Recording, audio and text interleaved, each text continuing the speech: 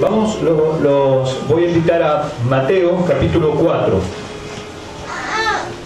Acá nosotros nos vamos a encontrar con una historia que Mateo cuenta. Mateo nos cuenta algo, y entre las cosas que nos cuenta nos dice que Jesús se hizo famoso. Creo que hoy se pelean por ser famosos. Muchos se pelean por ser famosos. Y yo creo que Jesús, sin pretenderlo, sin pelearse con nadie, mire si será famoso que hace 2000 años, más de 2000 años que nació, y yo estoy hablando de él. Ustedes hablan todo el tiempo de él, ¿o no? ¿Hay alguien más famoso que él? No. Ahora, vamos a ver por qué se hizo famoso. ¿Por qué se hizo tan famoso este Jesús? Si era hijo de un carpintero, si nació en una aldea llamada Belén de Judea. ¿Por qué? ¿Cómo fue que llegó a ser tan famoso? Y acá en Mateo dice, vamos a leer en el verso 24, dice que él era famoso en Siria, en Galilea, en Decápolis, en Jerusalén, en Judea, y dice, y hasta del otro lado del Jordán había llegado la fama de Jesús. Mire si Jesús era famoso que llegó hasta los confines de la tierra. Estamos en la ciudad más austral del mundo y estamos hablando de la persona más famosa, se llama Jesús. Pero vamos a ver por qué se hizo tan famoso. Mateo capítulo 4, versículos 24 y 25. Y vamos a leer en nombre del Padre, del Hijo y del Espíritu Santo. ¿Amén? Amén. Dice así: y se difundió su fama por toda Siria, y le trajeron todos los que tenían dolencia, los afligidos por diversas enfermedades y tormentos, los endemoniados, lunáticos y paralíticos, y los sanó. Ah, qué vivo, como para no hacerse famoso con todo eso, ¿no? Dice, y le siguió mucha gente de Galilea, de Decápolis, de Jerusalén, de Judea y del otro lado del Jordán. Lo bueno de esto, ¿saben qué? ¿Saben que Jesús dijo algo que yo les creo? No sé ustedes, pero Él dijo que nosotros, porque después que descendiera el Espíritu Santo y la iglesia se dejara guiar por el Espíritu Santo de Dios, haríamos mayores cosas que Él. ¿Y saben una cosa? Yo creo que Jesús no es un mentiroso. Yo creo que Jesús dice la verdad. Y si nosotros dejamos que el Espíritu Santo trate con nuestras vidas, si dejamos que Él nos moldee, si nosotros abrazamos su palabra y la hacemos real en nuestras vidas, yo creo que Jesucristo no miente. Y Él dice que mayores cosas que Él haríamos, porque el Espíritu que respaldó los milagros que Él hizo está con nosotros. Amén. Dice así: y se difundió su fama por toda Siria, y le trajeron todos los que tenían dolencias, los afligidos por diversas enfermedades y tormentos, dice la palabra de Dios, los endemoniados, lunáticos y paralíticos, y los sanó. Hoy, lamentablemente, nosotros tenemos dentro de, no digo todas, ¿no? Pero por lo general la iglesia hoy está muy aburguesada y está muy presa de lo nuevo y de las modas, y está, yo opino que a veces la iglesia hasta es esclava de la ética. Dice, no hables de demonio porque la gente no le cae bien que le hables de demonio. ¿Saben una cosa? Que se lo hagan entender a Jesús primero. Después que Jesús lo entienda, yo lo voy a entender. Que Jesús me diga en la palabra de Dios que yo me les hable de demonios y de endemoniados y de lunáticos y de atormentados, ahí sí yo voy a dejar de hablar de eso. Pero ¿sabe a quién le gustaría que no hablemos de eso? Al mismo diablo, al mismo que atormenta, al mismo que enferma, el que produce dolores. A él le encantaría que la iglesia dejara de hablar de estas cosas. Entonces, si nosotros como iglesia dejamos de hablar de estas cosas, ya no somos más pequeños Cristos, ya no somos más discípulos del Señor, ya no somos más cristianos.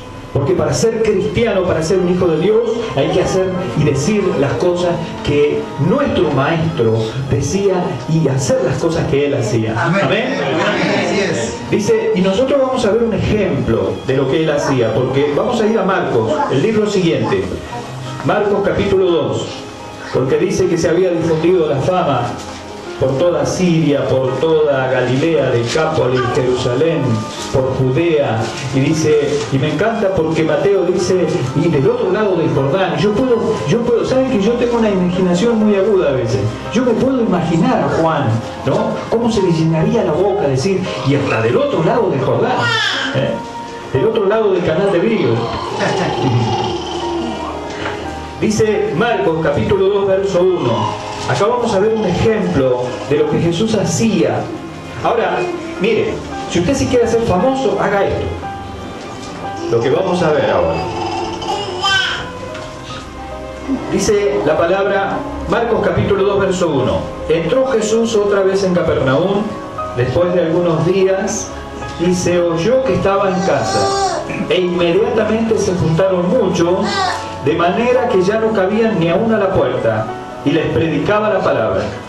Entonces vinieron a él unos trayendo un paralítico que era cargado por 4, y como no podían acercarse a él a causa de la multitud, descubrieron el techo de donde estaba, y haciendo una abertura bajaron el lecho en que yacía el paralítico. Al ver Jesús la fe de ellos, dijo al paralítico: Hijo, tus pecados te son perdonados. Y estaba allí sentado algunos de los escribas, los cuales cavilaban en sus corazones: ¿por qué habla este así? Blasfemias dice. ¿Quién puede perdonar pecado si no solo Dios? Y conociendo luego Jesús en su espíritu que cavilaban de esta manera dentro de sí mismo, les dijo: ¿por qué caviláis así en vuestros corazones?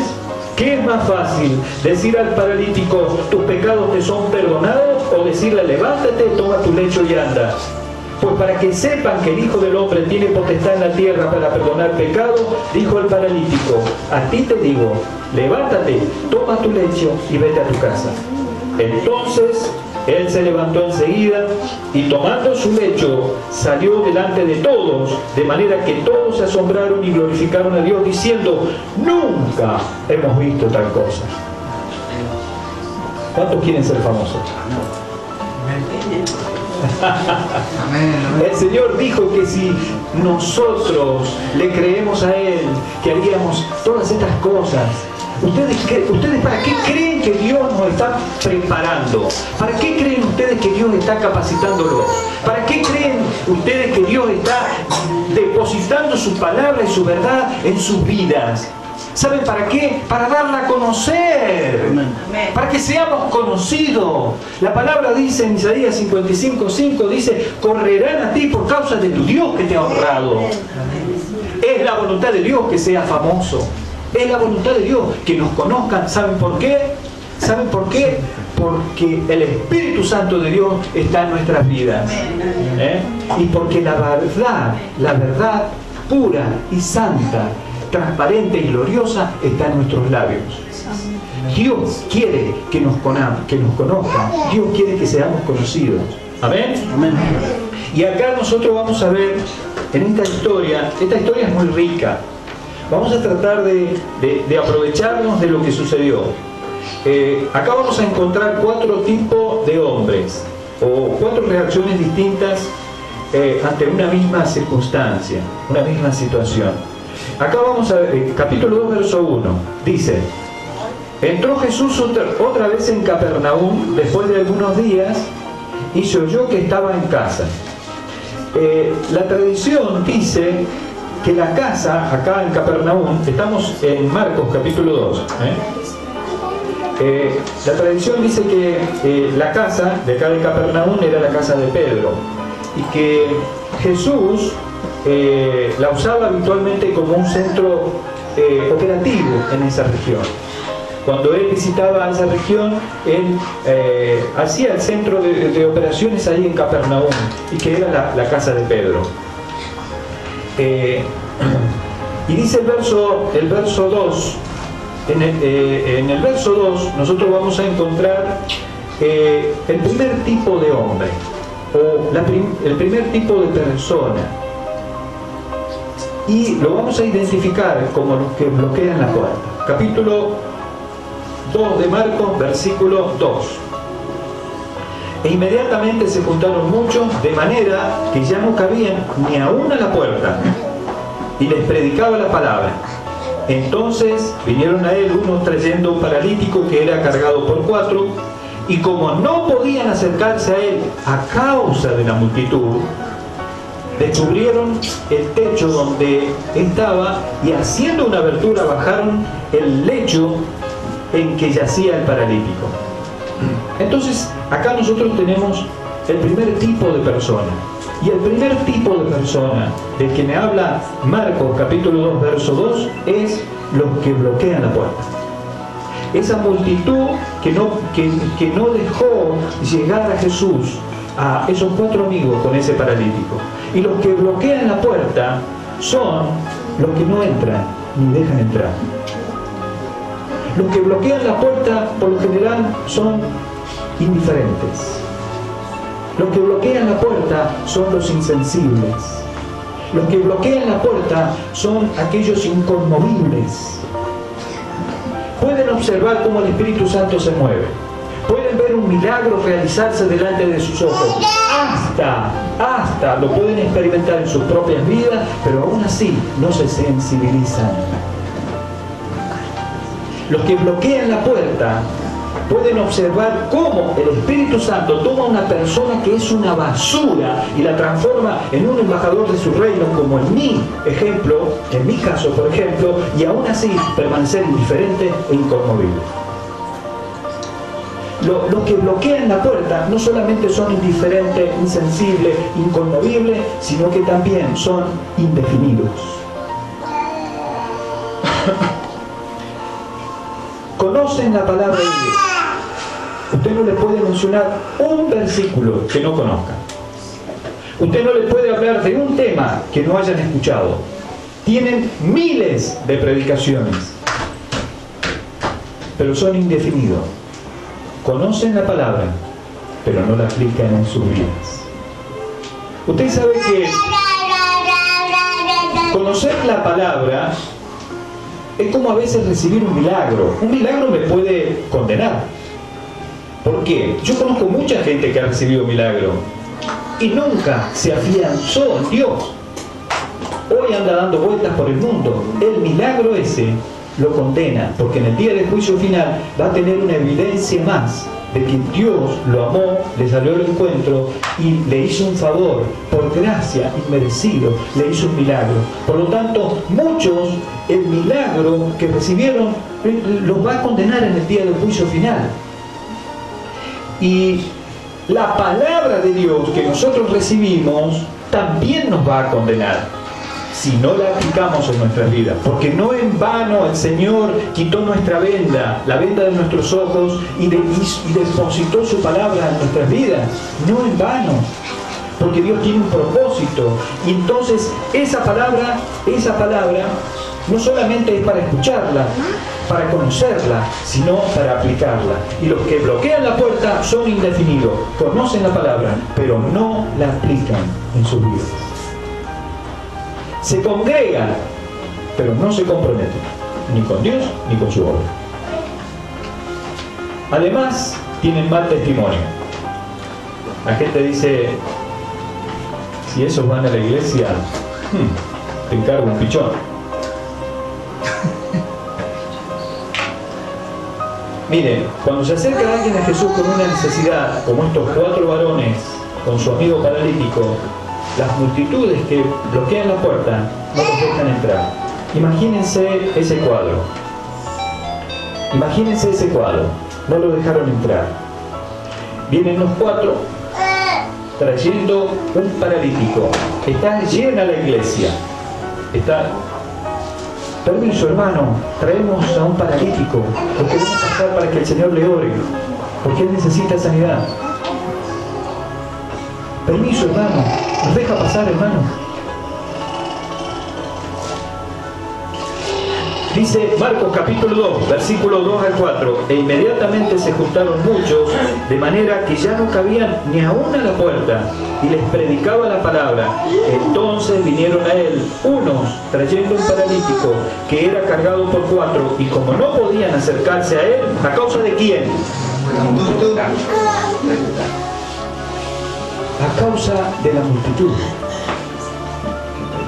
Entonces tenemos un tipo de persona, los que bloquean la puerta.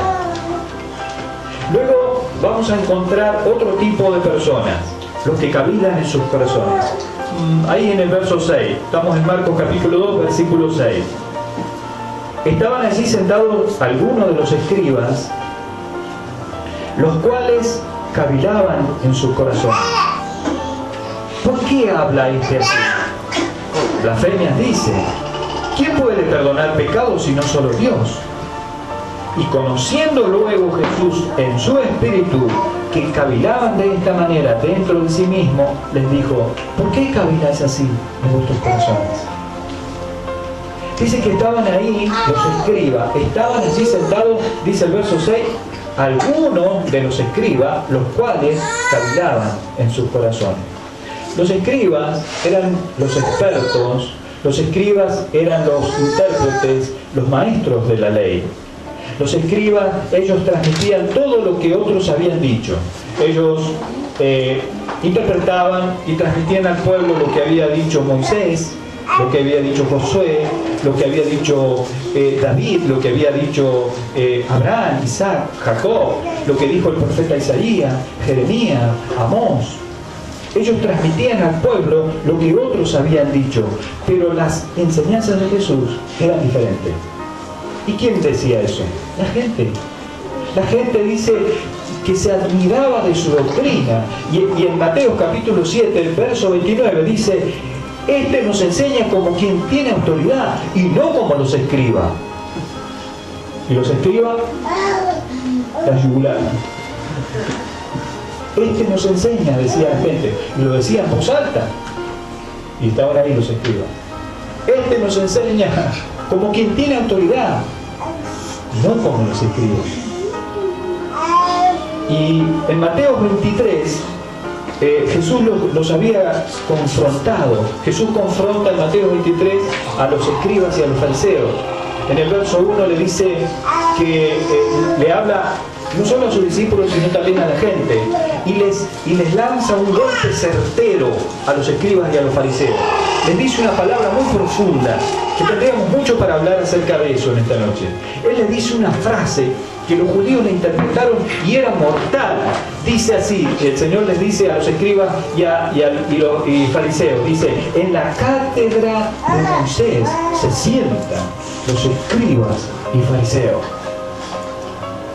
Y después el Señor Jesús les sigue diciendo: así que todo lo que ellos digan que guardéis, guardadlo y hacedlo, pero no hagan conforme a sus obras, porque ellos dicen, pero no hacen. ¿Ustedes cómo se imaginan que estaba la relación entre los escribas y el Señor Jesús? Porque atan cargas pesadas y difíciles de llevar y las ponen sobre los hombros de los hombres, pero ellos ni con un dedo quieren moverlo.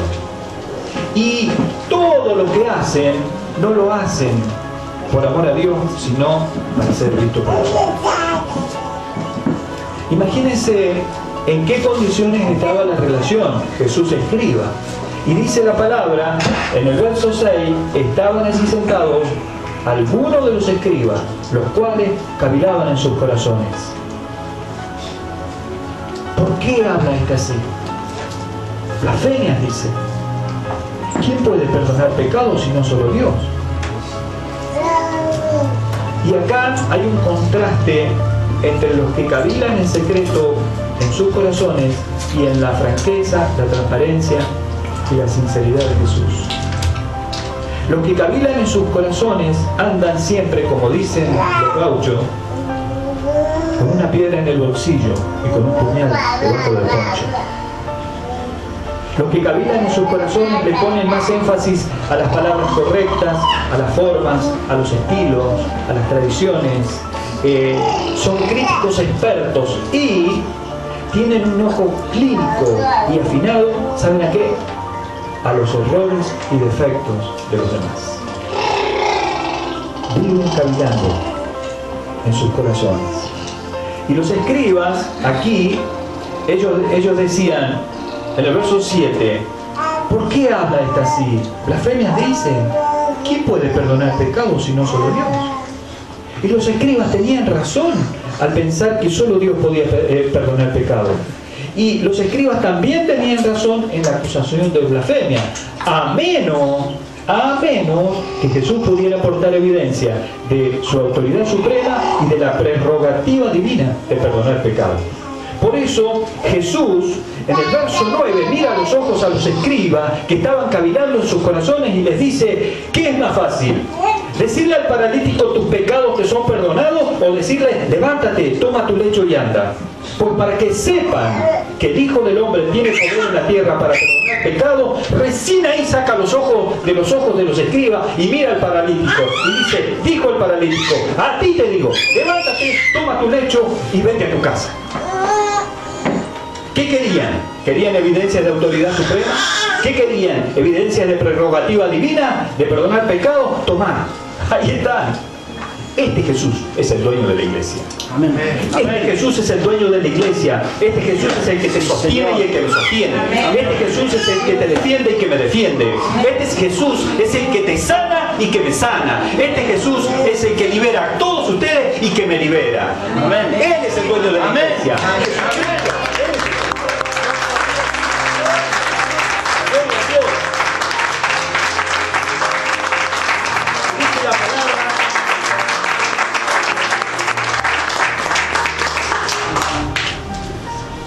Que estaban en esa circunstancia tan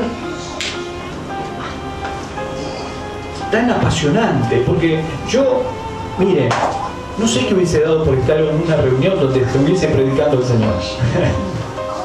Ay, no sé, una de las cosas, yo creo más maravillosa, una de las cosas más maravillosas que alguien que ama a Dios puede anhelar, decir, ¿qué desearías en tu vida? Y me hubiese deseado escuchar un mensaje del Señor, uno solo, cuando Él estuviese predicando. Saben que no solamente tenemos los que cavilaban en sus corazones, no solamente en esta historia encontramos a los que bloquean la puerta, sino que también vamos a encontrar un tercer tipo de personas, que son los 4 amigos. Dice, versículo 3, entonces vinieron a él unos, trayendo un paralítico que era cargado por 4. Y como no podían acercarse a causa de la multitud, descubrieron el techo de donde estaban y haciendo una abertura, bajaron el lecho en que yacía el paralítico, y al ver Jesús la fe de ellos, le dijo al paralítico: hijo, tus pecados te son perdonados. Y acá nosotros vemos los 4 amigos. Y dice, entonces vinieron él, en el verso 3, uno trayendo un paralítico que era cargado por 4. Acá vemos 4 amigos, 4 personas, 4 anónimos, 4 que amaban al paralítico, que Jesús sabían que Jesús tenía poder. 4 personas en las que había fe y amor en ellos. ¿Qué no eran estas 4 personas? Estas 4 personas que eran anónimos no fueron egoístas, porque fueron capaces de llevar una carga pesada, paralizada por el dolor. Dejaron ellos de lado sus actividades, dejaron de lado sus necesidades y sus actitudes cambiaron las situaciones. ¿Por qué?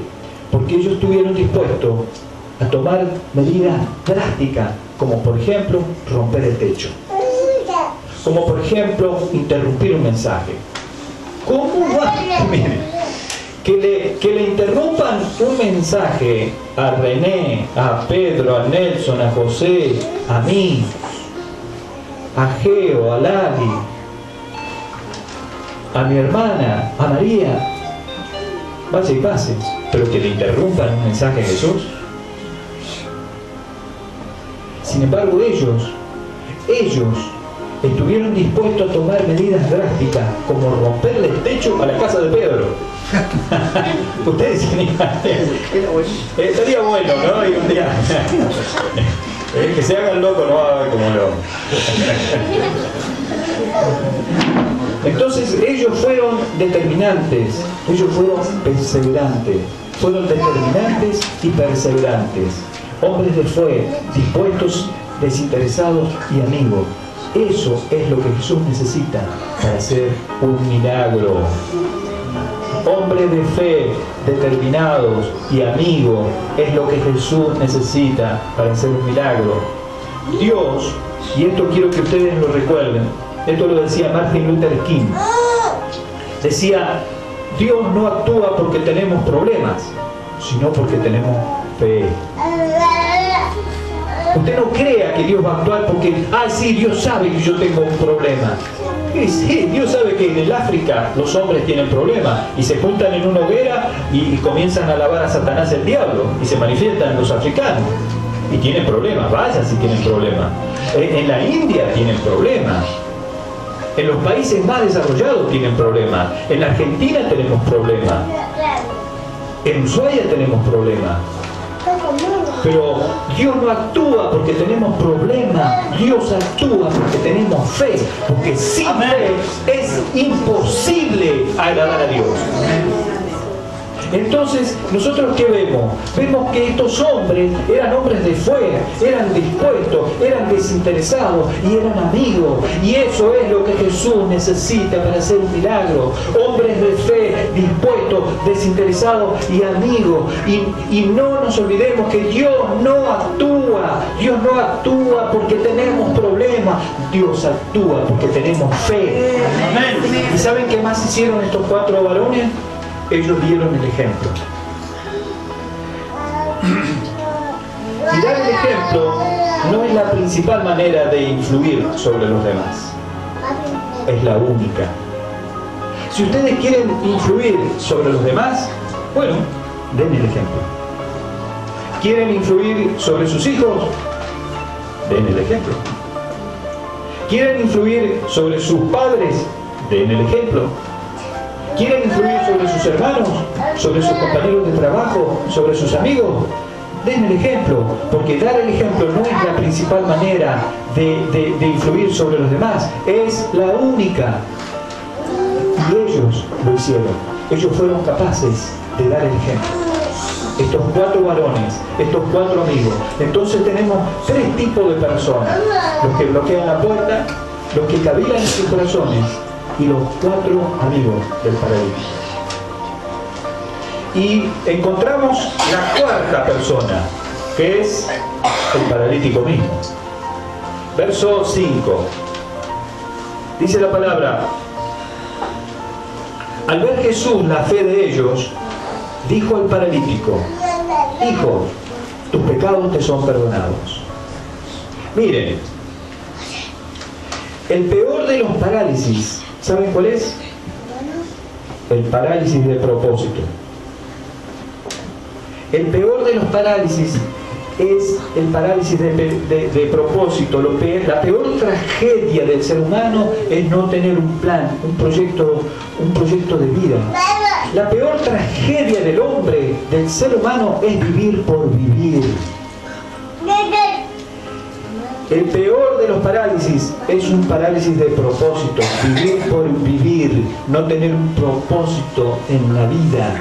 Eso dice que yo no conozco a Dios, eso dice que yo estoy vacío, eso dice que yo no tengo, que mi vida no tiene sentido, eso dice que cuando me muera nadie se va a acordar de mí porque no hice nada que trascienda la eternidad. Que todo lo que hice fue pasajero. Y la palabra de Dios dice, Salomón lo repite, a mí me impacta Salomón por varias cosas. Primero porque fue un hombre muy sabio y los hombres sabios también se equivocan porque él cometió muchísimos errores. Siempre decimos que uno de los errores graves que cometió Salomón fue tener 1000 mujeres. 700 esposas y 300 concubinas, creo, ¿no? O al revés. O sea que todo equivalía a 1000 suegras, así que para mí no era muy sabio, me caben un poco las dudas. Si Salomón dice, él que había tenido todo, Salomón experimentó todo en la vida. Él tenía todo el dinero que se podía tener. tenía todo el placer que se podía tener, al que se podía alcanzar. Salomón tenía toda la influencia que se puede llegar a tener sobre la tierra. Era el hombre más conocido del planeta. Viajaban de las lejuras, venía la gente a observar, a presenciar la sabiduría de Salomón. Salomón experimentó todos los placeres que el hombre y la mujer puedan imaginarse. Y sin embargo, al final de sus días, él dijo: vanidad de vanidades, todo es vanidad. ¿Saben por qué? Porque él descubrió que la peor tragedia es no tener un plan en Dios. Que la peor tragedia es no tener un proyecto de vida en Dios. Él descubrió a través de su vida que lo más vacío y lo más aburrido y lo peor que puede hacer un hombre es vivir por vivir. No tener un propósito en la vida. Y ¿saben una cosa? Para eso vino Cristo.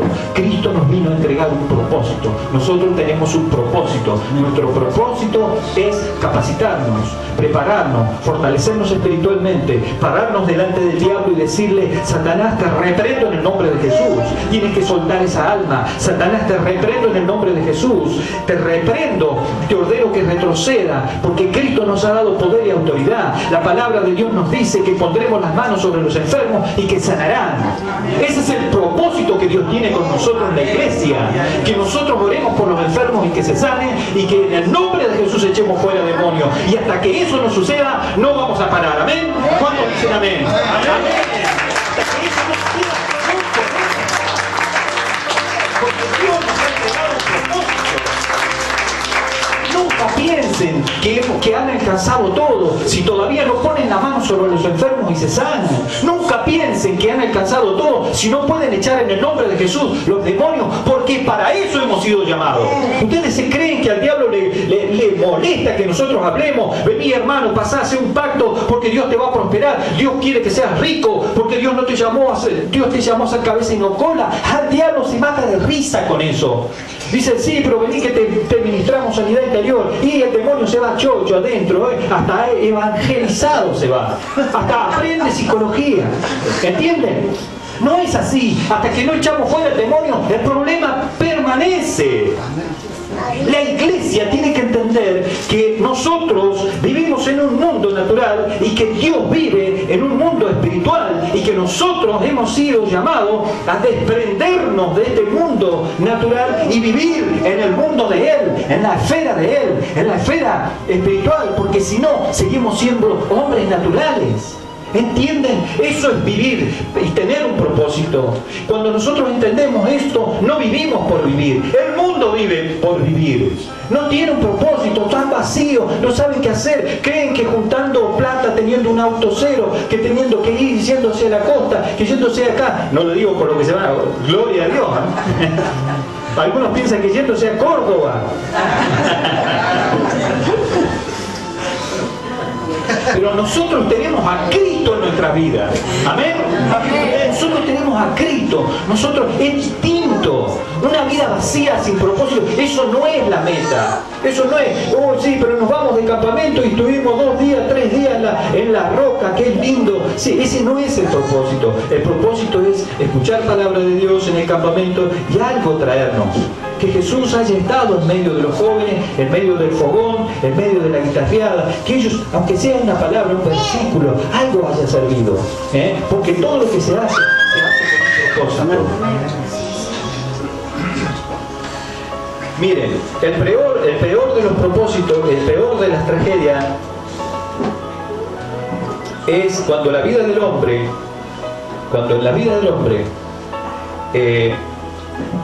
Dios no participa.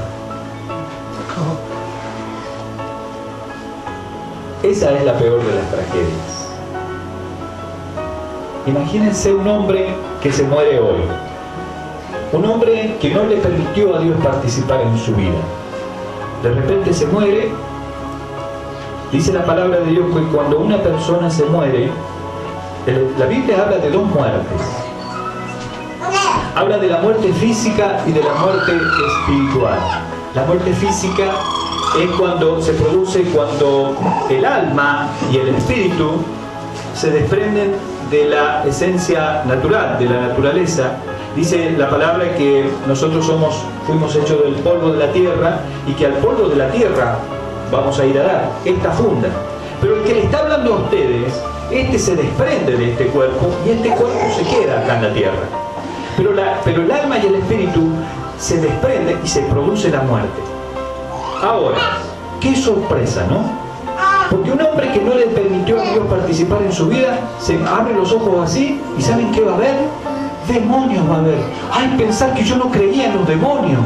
Pensar que yo pensé que estos evangélicos fanáticos hablaban puras leceras, como dicen algunos.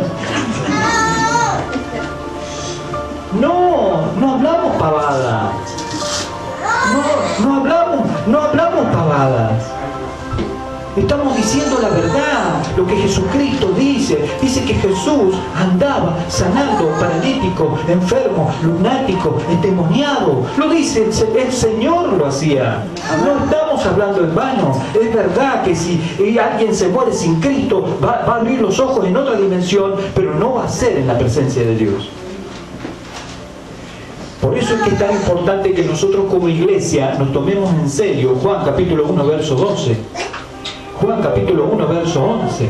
Dice que a los suyos vino y que los suyos no le recibieron, pero a los que le recibieren, a los que creyeren en su nombre, le dio poder, potestad de ser hechos hijos de Dios.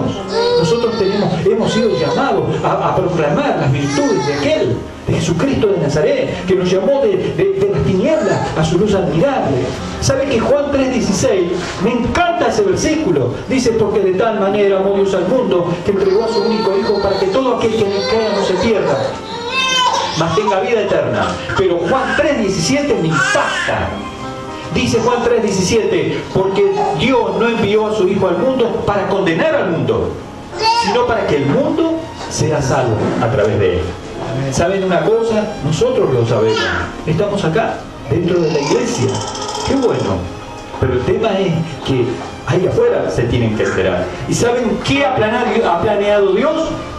Dios ha planeado que los de ahí afuera se enteren a través de mis labios, a través de sus labios, a través de nuestro ejemplo, de nuestra manera de vivir, de nuestra manera de proceder, de nuestra manera de hablar.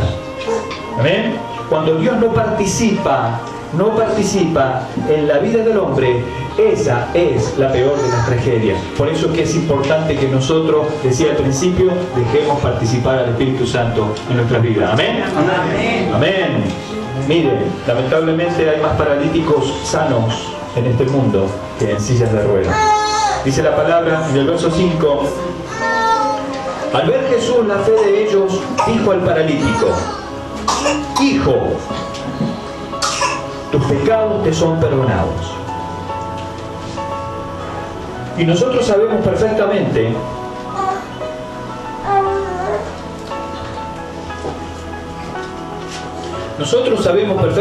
que a los hijos se los conoce por su condición. Y la misma oportunidad que tuvo él, la tiene el mentiroso, el ladrón, el adúltero, el borrachito, el drogadicto, el patotero, el brujo, el hechicero. Observen ustedes que Jesús no le dijo rengo, sin vergüenza. Jesús no le dijo paralítico. Jesús le dio a este hombre una identidad. Lo llamó hijo. Y al llamarlo hijo, asumió la paternidad sobre él. Y este no fue más el rengo. Este no fue más el inútil. Este no fue más el inservible, no fue más el paralítico. Este es ahora el hombre de Dios, el Hijo del Rey, el siervo del Altísimo. ¿Saben que el apóstol Pablo, cuando le escribe a los Corintios en la primera carta, en el versículo 27 al 29, él lo expresa de esta manera? Dice así el apóstol Pablo, porque lo necio del mundo escogió Dios. ¿Y para qué? Para avergonzar a los sabios, dice el apóstol Pablo. Y lo vil del mundo escogió Dios. ¿Y para qué? Para avergonzar al fuerte. Y dice, y lo vil del mundo y lo menospreciado escogió Dios, y lo que no es, para deshacer lo que es. ¿A fin de qué, Señor? ¿A fin de qué? A fin de que nadie se jacte en su presencia. Porque, miren, yo, habiendo sido un inservible, un inútil, un hombre sin propósito, hoy estoy aquí, hablándoles a ustedes de lo mejor que se le puede hablar a una persona, con el mejor oficio que un hombre puede llegar a alcanzar, y es hablar de Jesucristo. Yo, un hombre inservible, inútil y que vivía sin propósito, que llegué a este lugar pensando solamente en las cosas materiales, hoy puedo estar predicándoles el Evangelio. Miren, si nosotros no podemos estar, no tenemos motivo para estar agradecidos. Porque si hay algo que nosotros teníamos en nuestras vidas, era un parálisis de propósito. No teníamos propósito en nuestras vidas eran vacías, nuestra vida no tenía un proyecto de vida, nosotros no veníamos con un plan eterno, el proyecto de vida nuestro era solamente pasajero, era llegar hoy, morir en este mundo y dejar todas las cosas que están. Entonces, nosotros, ¿qué vemos ahora? Vamos a ver el verso 5. Dice así, verso 5, al ver Jesús la fe de ellos, dijo al paralítico, ¿qué le dijo? Hijo, le dijo, tus pecados te son perdonados. El pecado, iglesia, es una barrera que no permite que descienda la bendición, la sanidad y la liberación sobre nuestras vidas. Y Dios espera que renunciemos a esa barrera para que Él pueda derramar su bendición sobre nuestras vidas y sanar nuestra tierra. Entonces le dice el Señor, al ver Jesús, verso 5, la fe de estos 4 amigos, le dice al paralítico, hijos, tus pecados te son perdonados. El pecado es fundamental, es una barrera que no permite que descienda la bendición de Dios. Pero nosotros vemos acá que este hombre recibe sanidad, no por su fe. ¿Por la fe de quién recibe sanidad? Por la fe de ellos, dice el Señor. Qué bueno que es eso, ¿no? ¿Cuántas cosas Dios habrá hecho por nuestras vidas por la fe de otros? ¿Ustedes creen que nuestros hijos no pueden llegar a los caminos del Señor por nuestra fe? ¿Que nuestros nietos no pueden llegar a los caminos del Señor por nuestra fe? ¿Que nuestros padres no pueden llegar al Señor por nuestra fe? Claro que sí, porque es un principio divino. Dice Jesús, por la fe de ellos. Por la fe de ellos. Yo le doy gracias a Dios por entender todas estas cosas.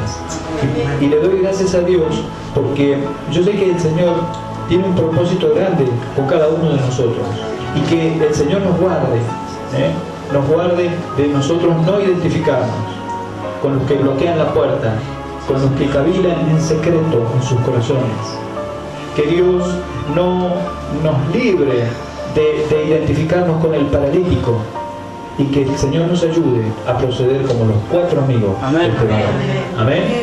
Yo les voy a pedir que nos pongamos de pie.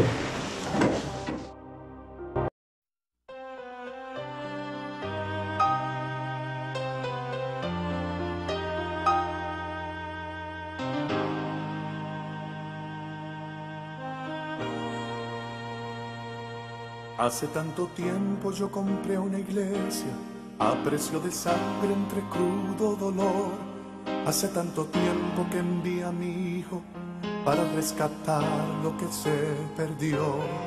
Hace tanto tiempo que estoy deseando esa humilde entrega de un adorador que solo se postra ante mi presencia y no a las ofertas de una posición. Hace tanto tiempo que estoy deseando que muestre mi imagen, que es la del amor, que no se confunde entre tanta gente, que sea distinta solo como yo, que no se divida como suele a veces, entrando en contiendas y en discusión, buscando alcanzar ser más grande que el otro, Si en el universo el grande soy yo quiero una iglesia que me dé la gloria y procure la unión. Yo quiero una iglesia que sane al herido, que rompa cadenas, liberte al cautivo, que aclare la mente al que está confundido y que hable verdad. Yo quiero una iglesia que con su mirada le brinde esperanza al alma angustiada. Yo quiero una iglesia que sane la herida de la humanidad. Yo quiero un rebaño donde mis ovejas se sientan seguras y llenas de paz, donde mi palabra sea su alimento, allí quiero morar.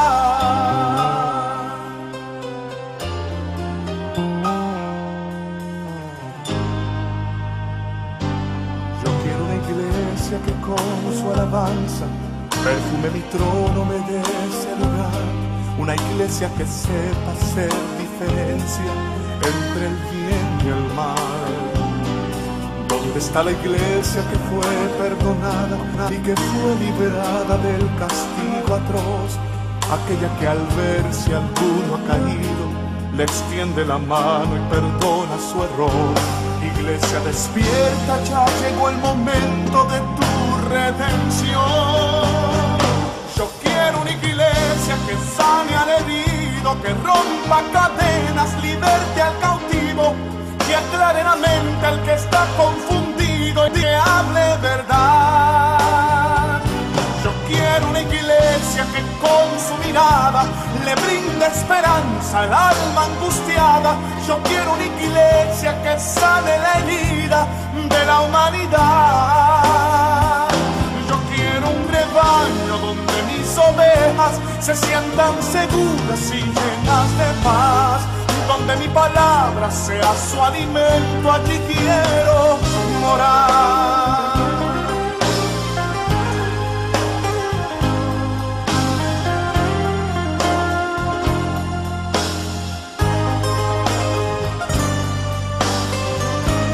Quiero una iglesia que sane al herido, que rompa cadenas, liberte al cautivo, que aclare la mente al que está confundido y que hable verdad. Yo quiero una iglesia que con su mirada le brinde esperanza al alma angustiada.